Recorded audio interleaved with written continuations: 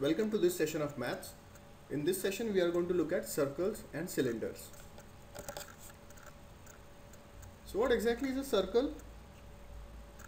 It's one of the most basic geometric shapes, and mathematically how we define it is it's a locus of points that have the same distance from a central point. So you will see that this is a circle, this is what we call the central point, and you will see that all the points on this green line, that is the circle, are equidistant from the central point. So if this is going to be, let's say if this is 3 centimeters, then this is also going to be 3 centimeters, this is also going to be 3 centimeters, right? And if you have drawn a circle using a compass, you will realize that what you do is you put one end of a compass at a particular point, and for a certain distance you draw this locus of points and you get a circle, right? So basically what we are doing is at any point of time we are maintaining the distance between these points and the central point. So the central point is called the center of the circle.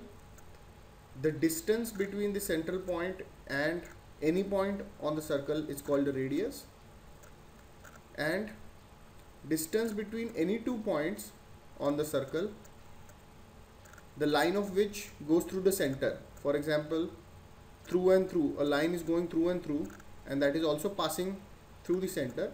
So that distance is called diameter. So you will see that diameter is basically consisting of two radius, right? So this is one instance of a radius, this is another instance of a radius. So diameter has to be equal to 2 times the radius. So that is one of the most fundamental properties of circle. Circumference is basically the perimeter of the circle. So if you start from this point and you walk the whole length of the circle, not exactly the length, the whole perimeter of the circle, how long you walk is going to be the circumference. So these are really the basics. Radius is the distance from the center of the earth, we just saw that. Diameter is the distance between 2 points in the circle such that the line going through these points goes through the center. So this is diameter, these are two points, the line going through these 2 points goes through the circle, so this becomes the diameter. Circumference is the distance around the edge of the circle. So you start from one point, you walk all the way, the distance that you walk is the circumference. There is a constant ratio that is always maintained whenever you have a circle, the ratio between the circumference and the diameter. So circumference, sorry, it's already written here, circumference to diameter, this ratio is a mathematical constant called pi, which is approximated as 22/7. So 3.1459. It's an irrational number. It does not terminate, it does not repeat. We have seen in the decimals that we have non-terminating, non-repeating decimals. So pi is non-terminating, non-repeating decimal, and it's irrational number because it cannot be expressed as p by q. But we do express it as 22/7 for calculation sake. In fact, the value of 22/7 is very close to pi, but for calculation sake we just approximate it to 22/7. Pi and 22/7 are different. But on the test, on the GRE, you will always use pi as 22/7. So this circle, circumference by diameter ratio is pi. So you will see that circumference is going to be pi d, which is, and d you already know that it is d is equal to 2r. So this is pi 2r. So that means circumference is 2 pi r. So there are two formulae, pi d and 2 pi r, same formulae, but sometimes you will have the radius. So from the radius you can directly calculate the circumference. The area of a circle, you have to remember this formula. The area of a circle is given by pi r square. You spend some time and make sure that you get these formulas. Do not confuse between them. Circumference is 2 pi r and area is pi r square. More of some basic terms. a chord. A chord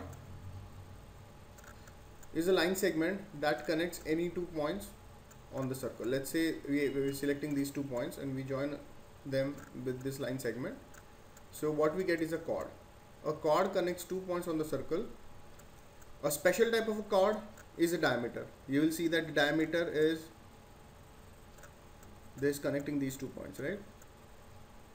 So this is connecting any 2 points. Additionally, it is going through the center, so it's a special type of a chord. An arc is part of the circumference of the circle. So you will see that this entire edge of the circle is the circumference, right? All this. If you say I'm only talking about this, if you say no, I'm only going to consider this edge of the circle, then that is a part of the circumference and it is called arc. A tangent is a straight line that touches a circle in exactly 1 point. So if you're looking at this tangent, this circle and this line, there will be 1 point where both of them meet. Let's say for example this is your floor. Let's say this is your floor and you have a ball on the floor. So how many points of contact does the ball have with the floor? There is only 1 point of contact.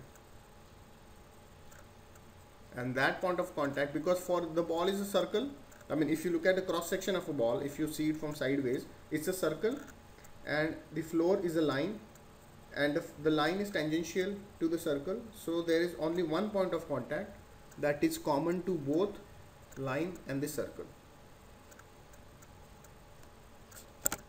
Let's move on to some other basic terms. A sector. Sector is a part of a circle sliced with 2 radii segments. Okay, so this is the center of the circle. This is one radii segment, this is another radii segment, and it's like a pizza pie basically.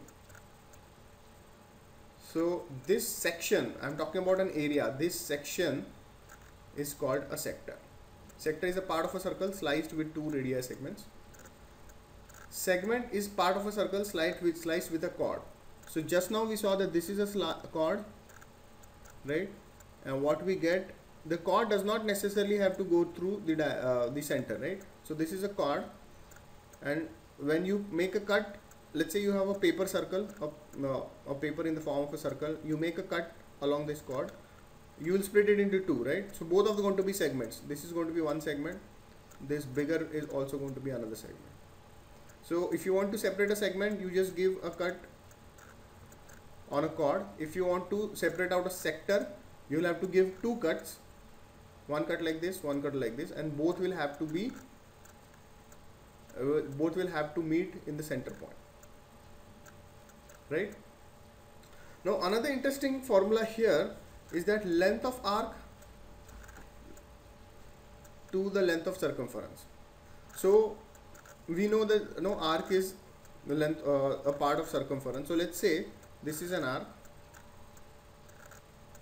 and this arc, or rather this is a segment formed because of this arc, and this is making an angle to theta. Let's say this is an angle theta made with respect to the center. Now we know that if you travel around one particular point and make one complete revolution, how many degrees are you traveling? We know that that is 360 degrees, right? So that is 360 degrees. So circumference, if you travel, let's say you're starting from this point and you travel 360 degree around this circle with respect to the center point, you're going to reach the same point again, right? That means if you travel 360 degrees, you travel the length of circumference, right? And let's say you're starting from here, and with respect to the center point, you travel for how much? You travel for theta degree orientation. So you travel for theta degrees. If you travel for theta degrees, you get the length of the arc, correct? So let's just formulate the formula for length of the arc. So the length of the arc are obviously going to be central angle, that is theta, by 360 into circumference, right? If theta is equal to 360, this 360 will get cancelled, you will get circumference. So if you travel starting from this point, if you travel for 360 degrees, what you are going to get, the arc length is going to be circumference. If you travel only for 180 degrees, let's say this is a diameter segment, so this is a diameter, and starting from this point you travel only for 180 degrees. How much will you travel? You will travel only half of the circumference, right? So using this formula, what you get is 180 degrees divided by 360 into circumference. So you will get 1/2, half of the circumference. So this formula works. There's no need for you to remember this formula as such. If you just think logically that 360 degrees gives me one circumference, so theta will give me how much. So you'll arrive at this formula. Inscribed and central angles. Now let's look at this particular diagram. We have this arc. Okay, this blue thing is the arc. We are talking about the arc AB. And now let's consider two spatial angles. One angle with respect to the center, and let's say this central angle is alpha. This is called the central angle. Why it is called a central angle? Because it is the angle made with respect to the center, right? Now let's say we'll take another point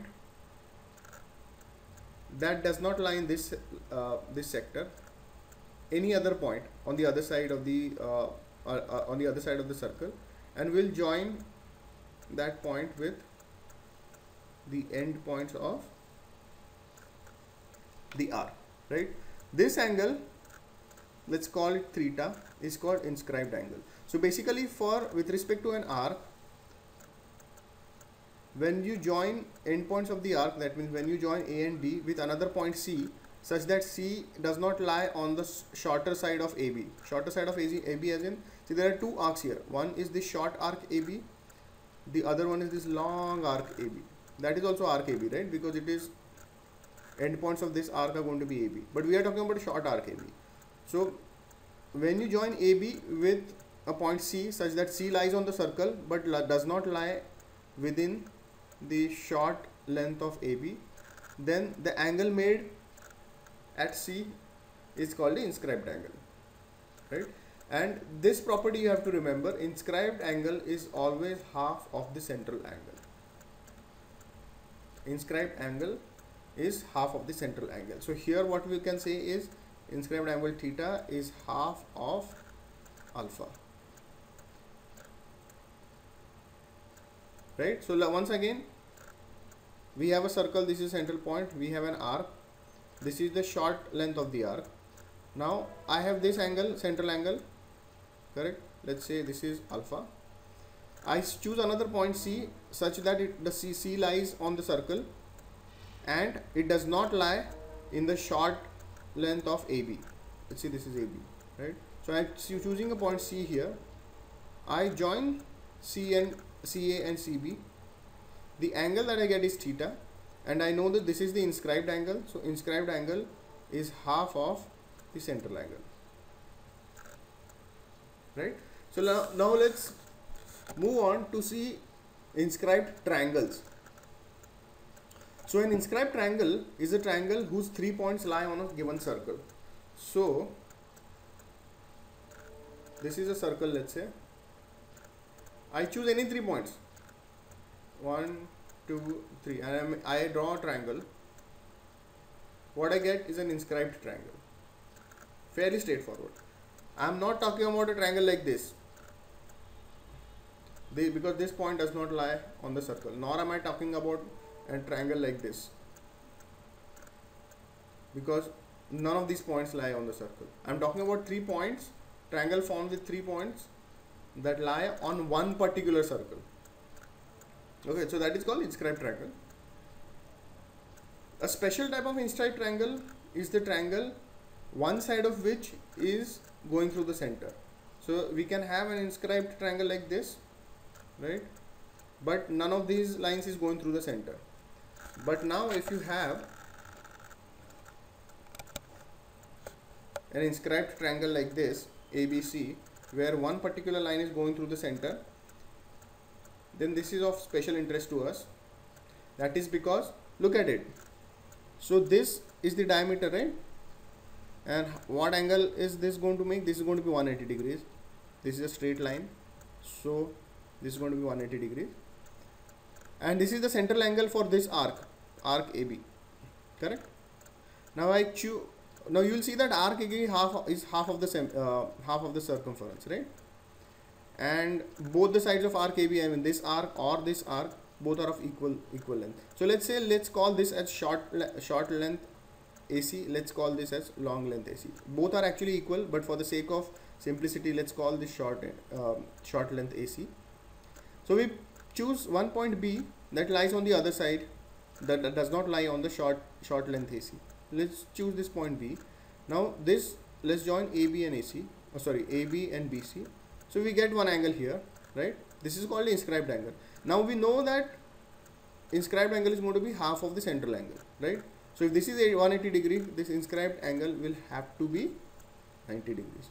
So what this means is, if I have a diameter, this is the center, any point I take it here, this is going to be 90 degrees.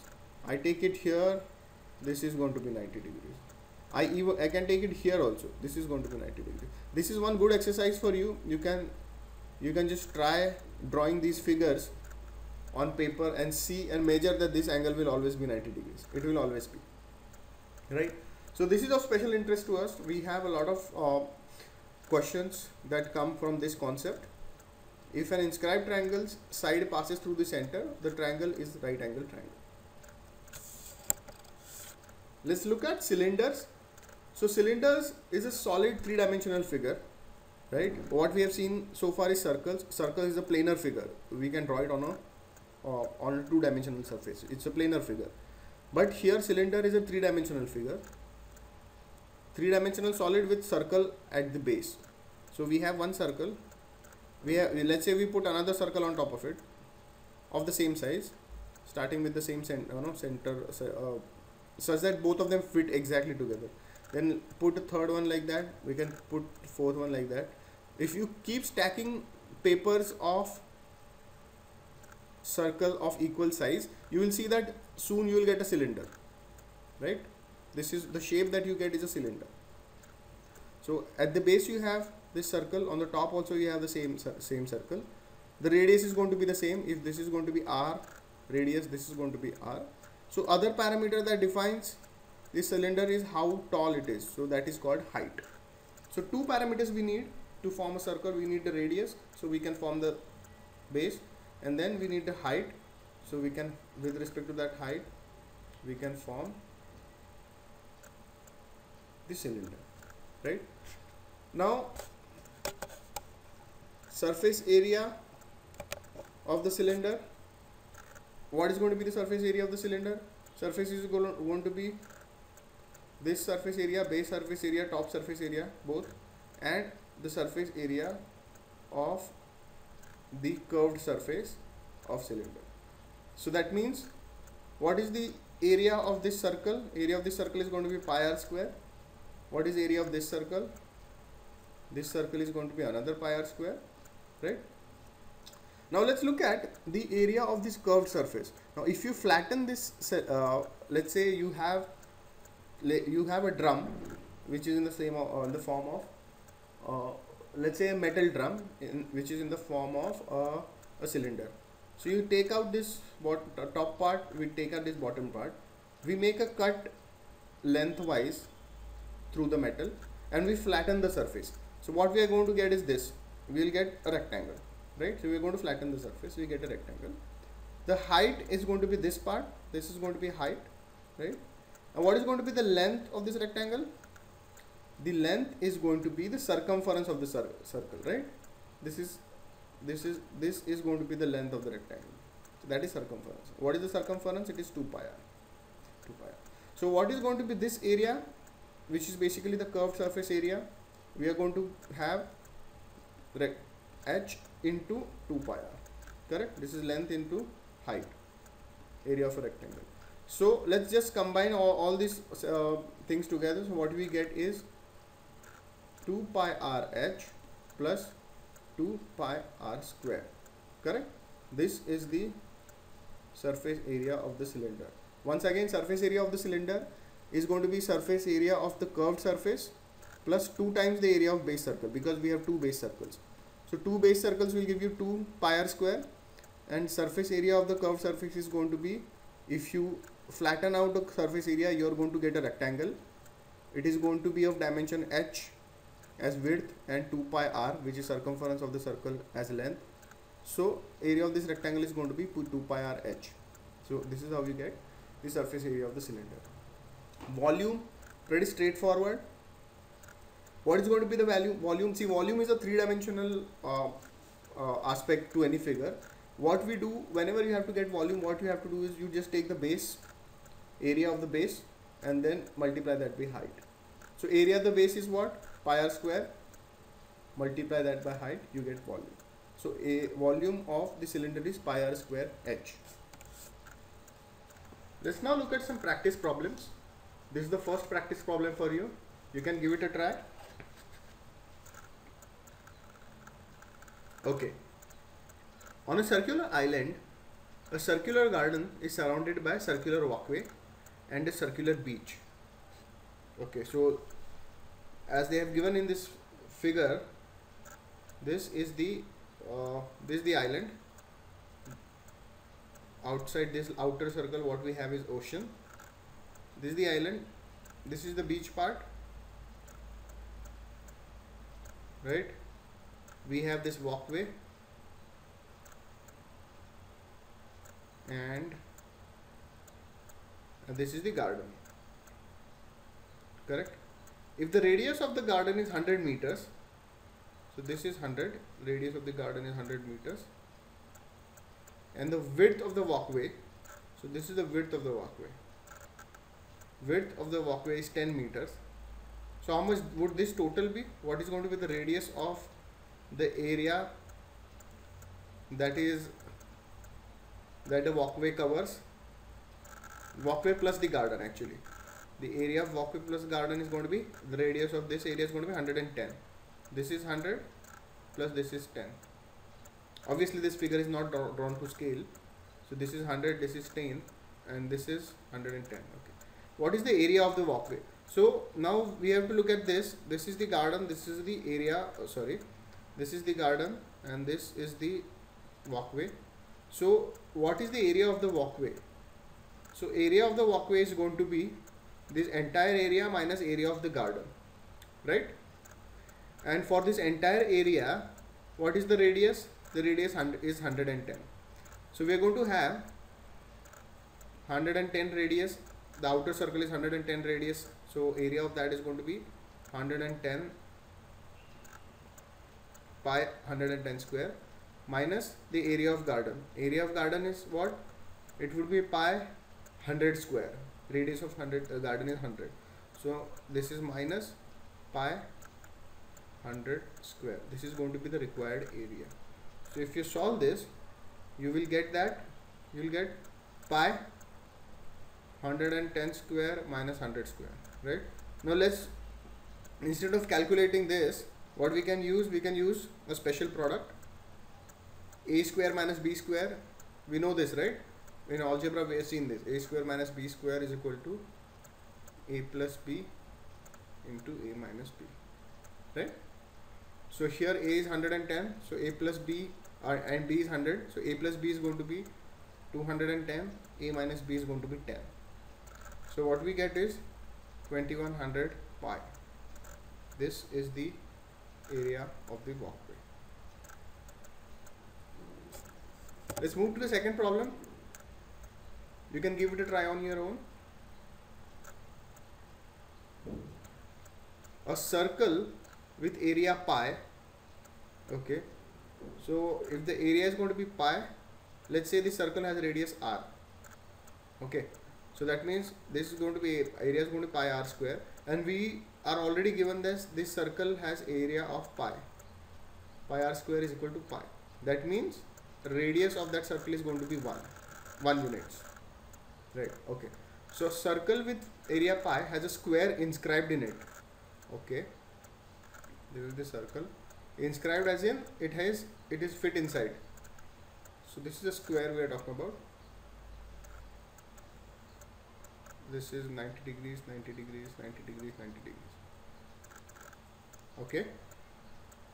What is the ratio of area of the square and area of the circle?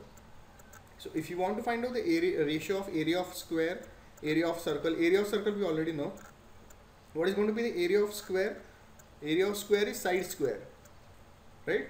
So what is going to be the side? Side is this particular length. So we'll first of all have to figure out how long this length is going to be, right? So what we do is we join the diagonals of the square. We have seen that diagonals bisect and are perpendicular, right? In the last session we saw this, and this is going to coincide with the center of the circle. Why? Because if you look at it, square diagonals are going to bisect each other. So that means this is going to be equal to this, which is also equal to this and equal to this, right? So now if you have a circle that is going through all the 4 points, obviously this distance is going to be the radius. That means this point of intersection is going to be the center of the circle as well. So this is the center of the circle, and this is R, this individual thing is R, this is also R, right? So now we just only look at this triangle.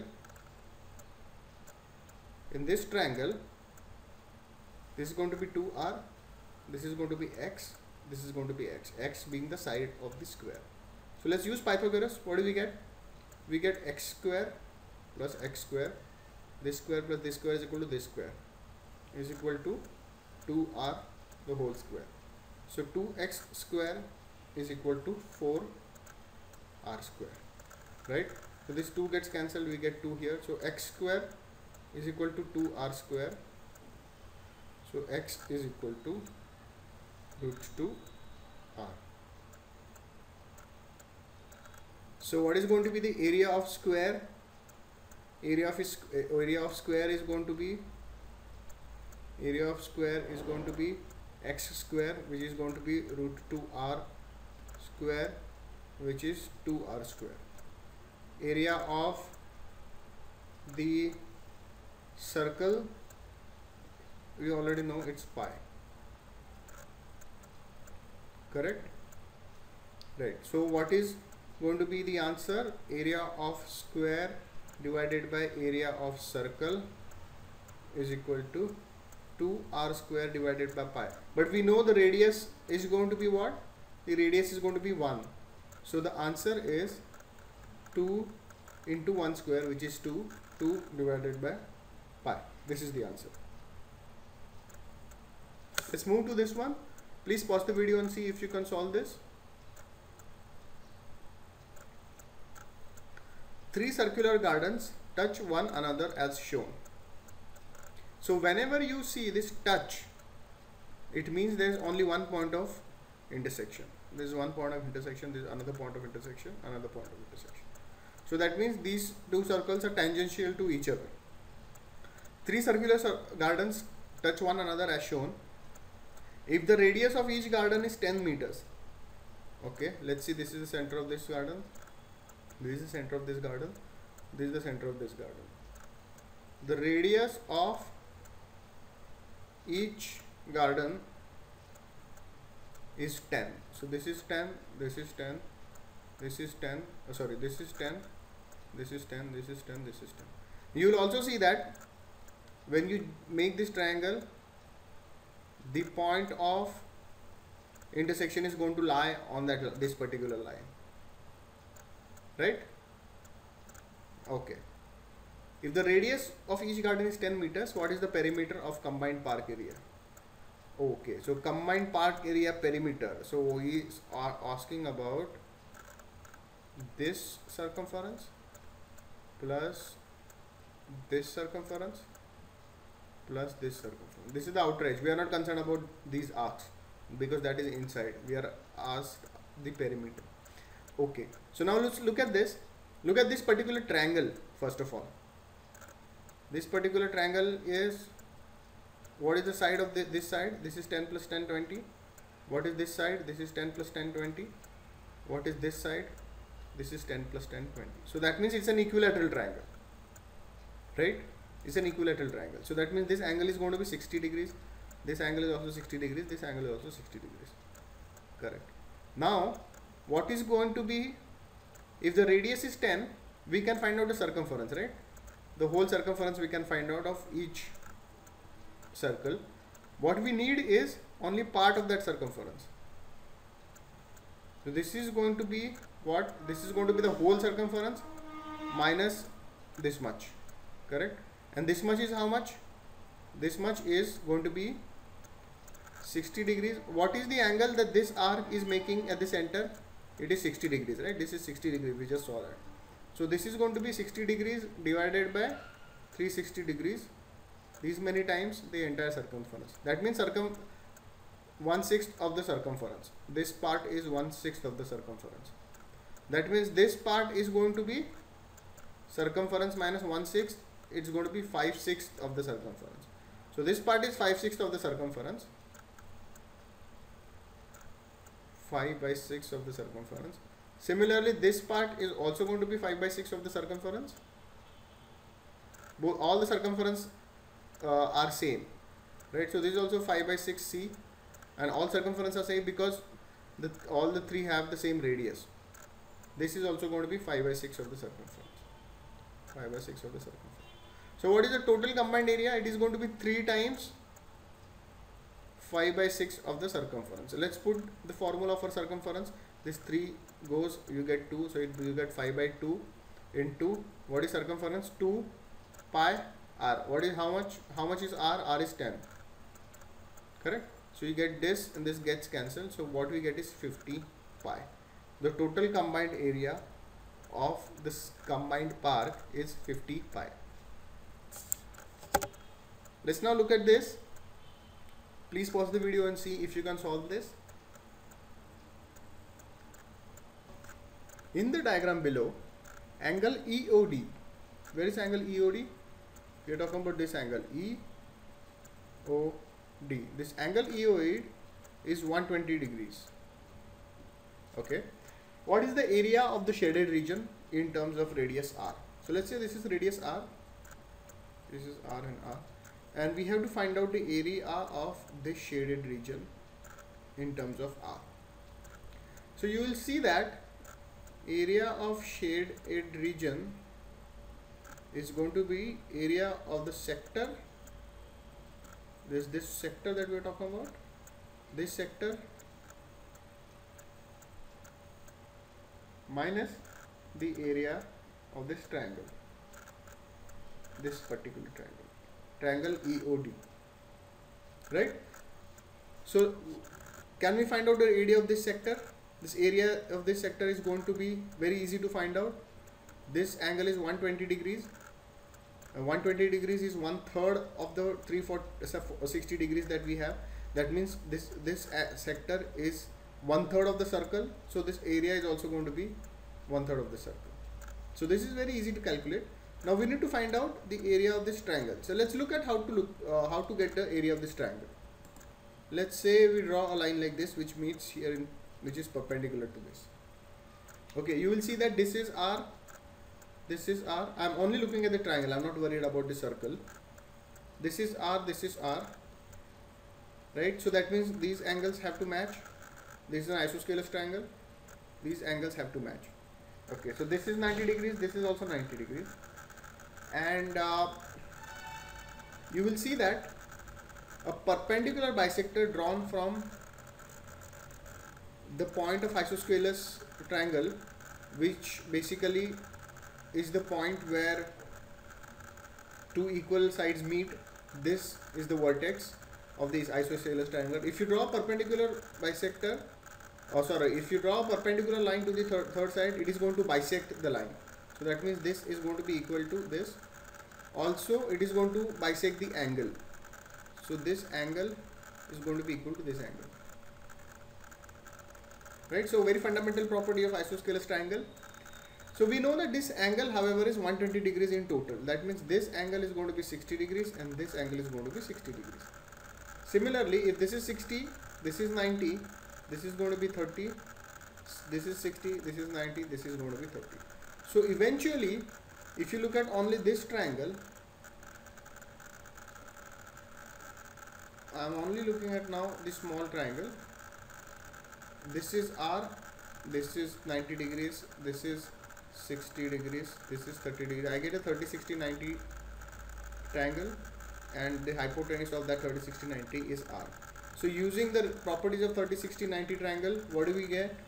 This side opposite to 30 degrees is half of the hypotenuse. So this becomes R by 2. The side opposite 60 degrees is root 3 by 2 times the hypotenuse. So what do we get? Root 3 by 2 times the hypotenuse. So now if you extend this, if you look at this entire triangle, what are we going to get? We are going to get root 3 by 2 R here also, correct? So now this triangle, this is, let's say this is the base of the triangle, which is equal to root 3 by 2 R plus root 3 by 2 R, which is root 3 R as base, and height is R by 2, right? So area of this triangle is going to be half into base root 3 R into height, which is R by 2. This is going to be the area of this triangle. So what do we get? We get root 3 R square by 4. This is area of the triangle. So what do we get? We get area of the triangle as root 3 R square by 4. The area of the sector, we have already seen it is going to be 1/3 of the area, entire area of the circle, which is pi R square by 3.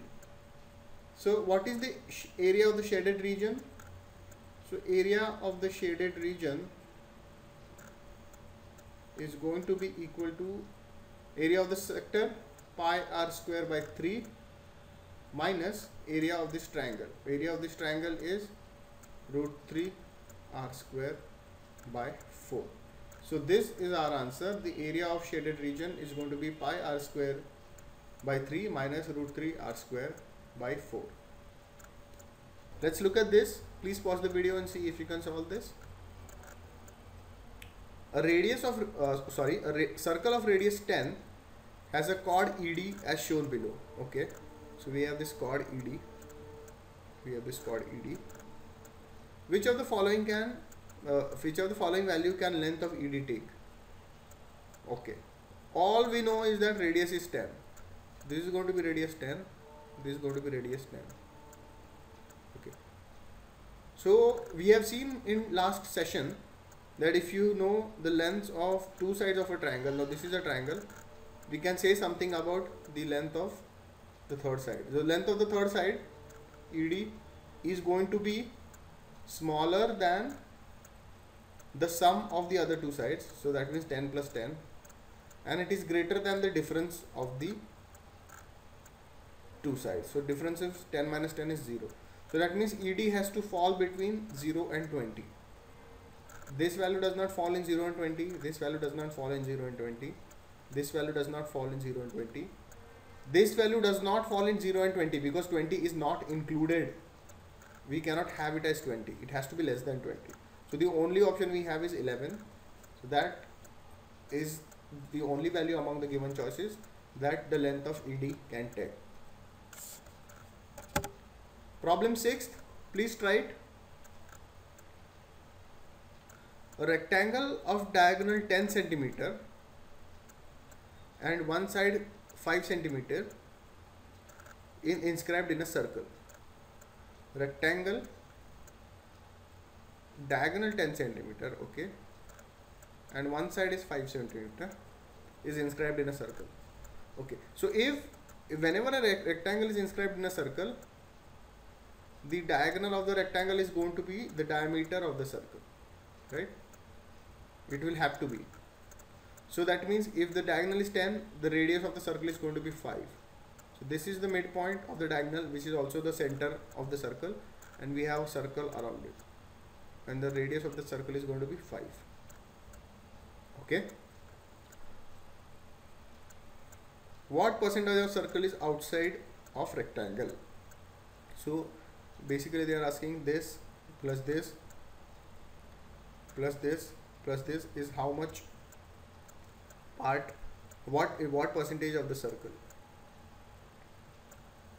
Okay, let's see the percentage of the circle outside rectangle is equal to area of the circle, the whole area, minus the area of the rectangle divided by the area of the circle, right? Okay, so let's figure out what is going to be the area of a rectangle. We know the radius is 5, so area of circle we can easily find out. All we need is area of the rectangle. So rectangle is like this. This is 5, this is 10, and we know that this is 90 degrees, correct? So how much is this going to be? How much is this? Let's see, this is length x. So using Pythagoras, what can we say? We can say that x square plus 5 square, which is 25, is equal to 10 square, which is 100.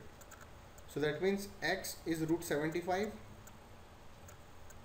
correct, which is equal to 5 root 3.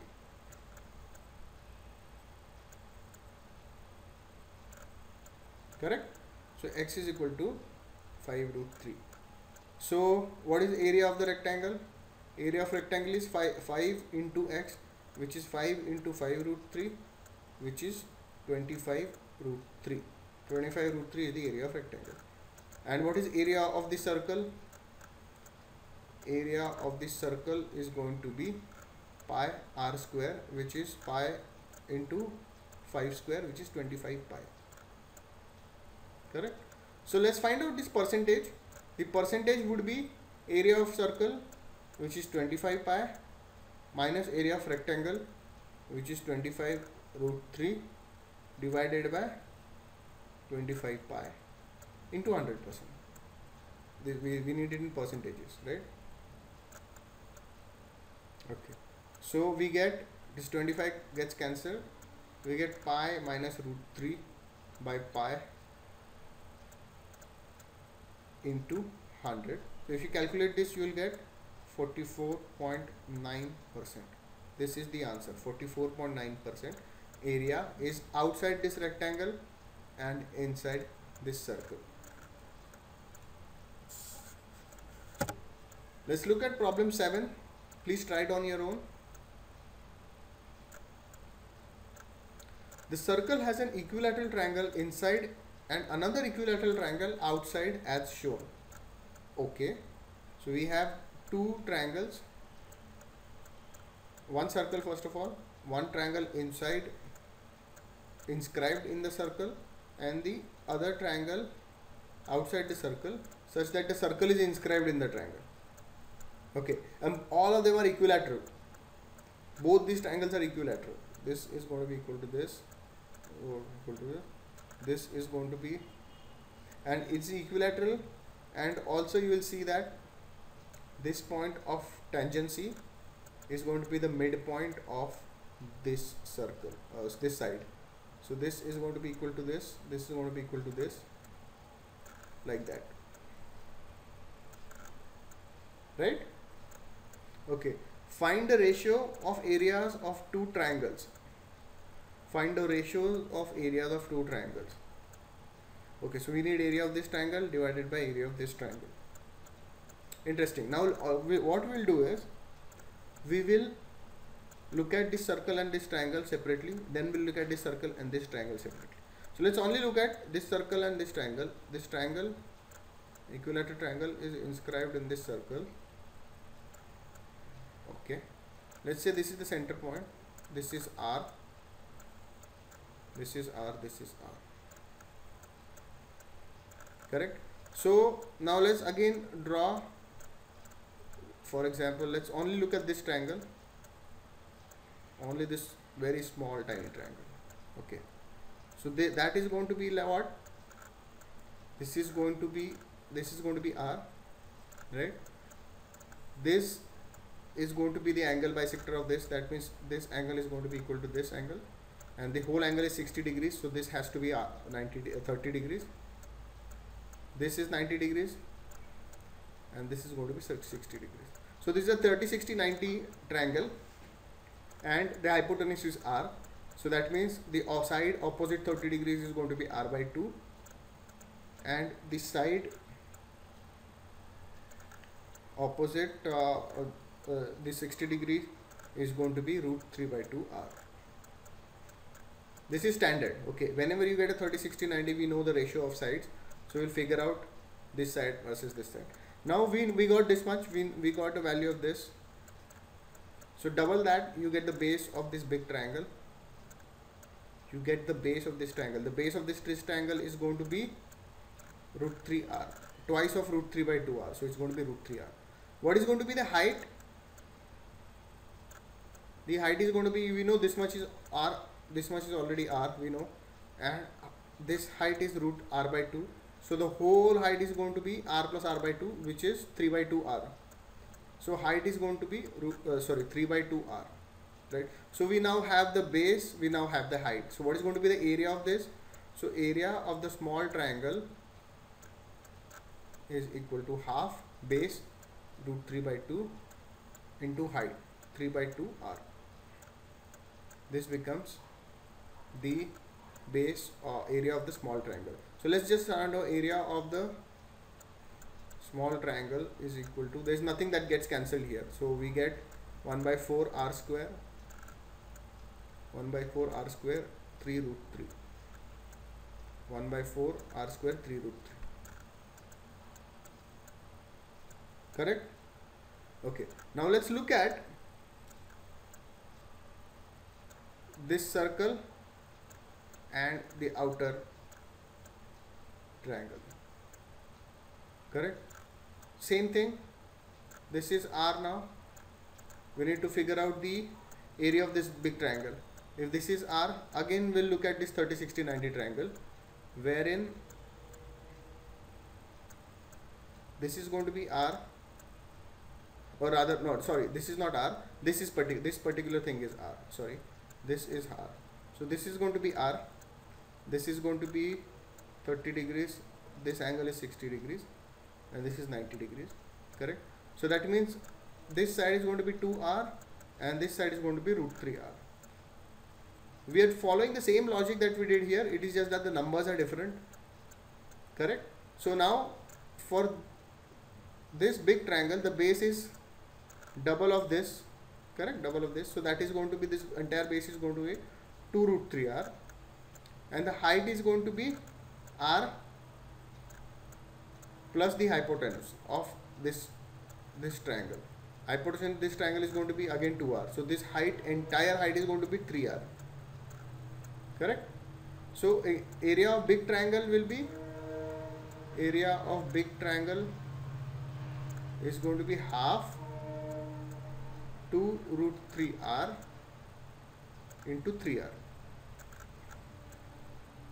So area of big triangle is, what is half into 2 get cancelled, what we get is 3 root 3R.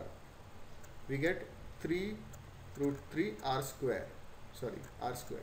Correct? So what would be the ratio? The ratio of small to big is going to be, just divide this by this, what we get is 3 root 3 R square is common, they get cancelled, what we get is 1 by 4. So we'll see that the area of this small triangle divided by the area of this big triangle, the ratio is 1:4.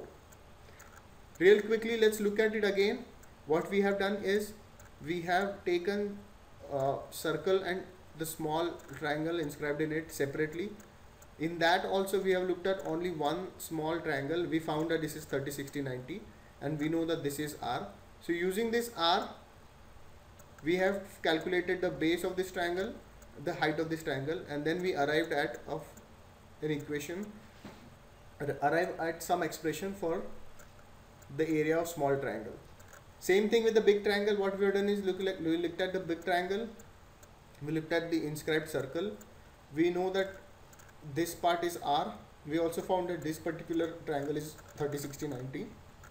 So looking at that, we found out the base of big triangle, we found out the height of big triangle, and then we got an expression for the area of big triangle. And we have to find out the ratio, so we just divided one by the other. We saw that most of it got cancelled, including R, and what we get is 1 by 4. Let's move to the next problem now. Please give it a try. The top and curved surface of the following cylinder need to be painted in color. If 1 liter of color can paint 6 meter square of area, how many liters the color is needed? So we know 1 liter of color can cover this much.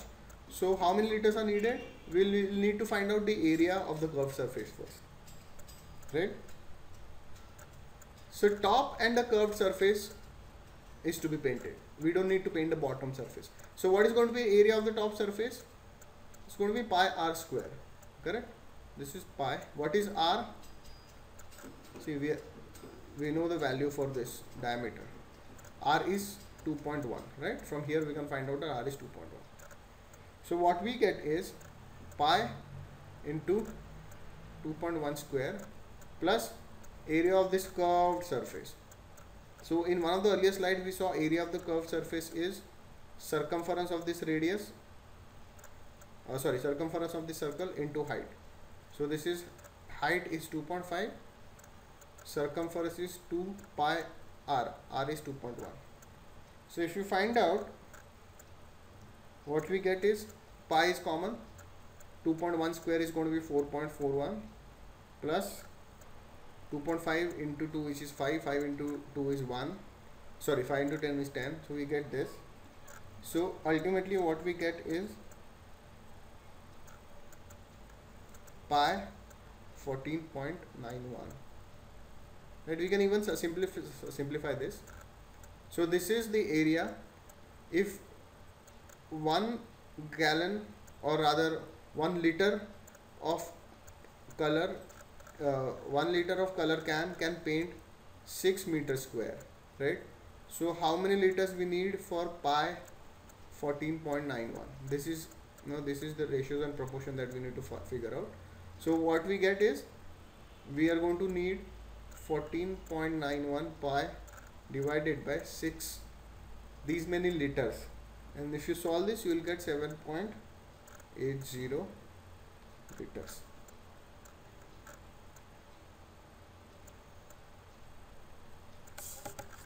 Let's move to this ninth one. A cylindrical water tank is filled to 3/4 of its capacity. Okay, so we have a water tank, it is cylindrical. So let's say this is the water tank we are talking about. It is filled to 3/4 of its capacity. So let's say it is filled till here. Okay. The water is then poured into another cylindrical container whose diameter is equal to half the radius of the original tank. So if the radius here is, let's say, the radius here is r. So this new can has a diameter that is half this radius. That means this diameter is equal to half this radius. That means this diameter is going to be equal to r by 2. That means the radius, the small radius, is going to be r by 4. So this radius is r, this radius is r by 4. This one is a smaller can, or smaller container. Okay. So what we are doing is we are pouring this 3/4 filled tank into this smaller tank. If the height of the original tank was 360 centimeters, this guy was 360 centimeters tall. Okay. How tall will the new container have to be in order for water to fill it up fully? So we are trying to judge the height of this water tank such that this much water, this 3/4 of this tank that is filling this 3/4 of this tank, when it is poured into this one, this tank is completely full. So basically this is a volume problem, you will see that. So we have to first of all find out, let's say this is h height we are talking about here. That is the thing that we need to figure out. Okay, so that means what we are saying is when it is poured fully into this, and if this new tank is going to be completely full, that means the volume of water is equal to volume of this tank. What is going to be the volume of this smaller tank? It is going to be pi radius square, which is r by 4 square into h. Correct? This is the volume of this container. This should be equal to the volume of water. What is the volume of water? The volume of water is pi r square, or rather, let's look at this. Water is filled only till 3/4 of the height. Correct? 3/4 of the height. That means this volume of water is 3/4 time the volume of this container. So it's going to be 3/4 times volume of this container. What is volume of this container? Pi radius square, radius is r, pi radius square into 360, because we know 360 centimeters is the height of the old container. Right, now we have everything. All you need is this h. This pi and pi gets cancelled. Okay, let's find out r square by 16, h is equal to 3 by 4 r square into 360. This r square and r square get cancelled. What we get is h is equal to 3 by 4 into 16 into 360. Correct? So this gets cancelled. So 12 times 360. So what we get is 4320 centimeters. So it has to be 4320 centimeters tall in order for it to take this water and fill it up fully. So thanks for watching this session. I hope you enjoyed it, and I look forward to meeting you in the next session. Thank you.